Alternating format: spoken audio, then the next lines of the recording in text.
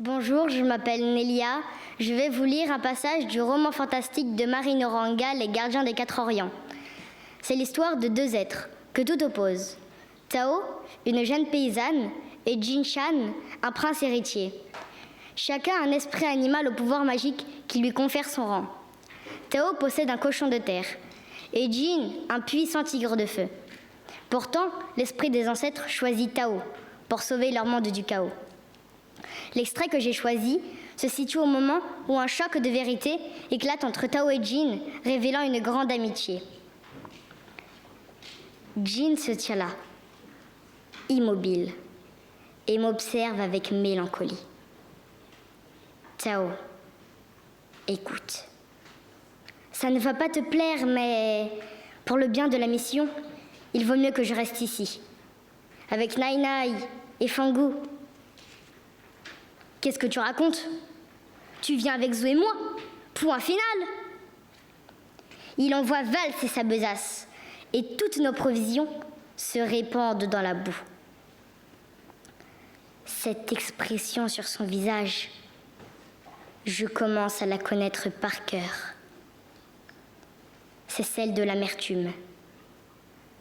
C'est la tête du tigre de feu qui ignore qui il est vraiment et qui se déteste autant pour ce qu'il est que pour ce qu'il n'est pas. Il boite vers moi avec rage. Regarde-moi enfin! Je soupire, fatiguée de ses caprices d'enfant gâté. Qu'est-ce que tu vois? Insiste-t-il. Un vaillant et indestructible tigre de feu? Tu as déjà vu un tigre de feu qui boite, toi? Je lâche un cri exaspéré et ramasse sa besace. Ah, ça suffit! Arrête un peu de pleurnicher! Tu veux que je sois honnête? Très bien. Alors voilà ce que je vois. Un prince brisé par la légende noire de Jin-chan. Un garçon solitaire et taciturne, qui ne fait confiance à personne et surtout pas à lui-même. Voilà l'image que tu renvoies. J'aurais pu m'arrêter à ça. Ce n'est pas toi qui m'en aurais dissuadé. Mais tu sais comment sont les cochons de terre. Ils sont têtus et ne lâchent jamais l'affaire. En grattant un peu le vernis, j'ai découvert autre chose. Ta force surhumaine face à cette douleur dont tu ne parles jamais. Ton courage et ton honnêteté quand il a fallu choisir entre la loyauté envers ton père et ce qui te semblait juste. Je prends sa main dans la mienne et la serre de toutes mes forces. Jin, je n'ai pas besoin de la protection d'un fichu tigre de feu. J'ai besoin de toi.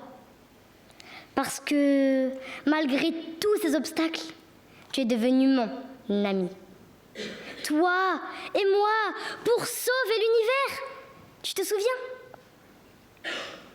Sans lui demander son avis, je lui enfile sa besace sur l'épaule et conclus d'un ton léger.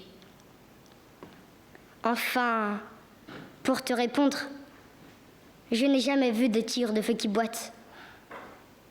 En fait, je n'ai jamais vu de tigre de feu tout court, à part toi. Et tu sais quoi? Je trouve que tu ne t'en sors pas si mal. Maintenant, si tu en as fini avec ta crise existentielle, mettons-nous en route. Merci de votre écoute et de votre attention.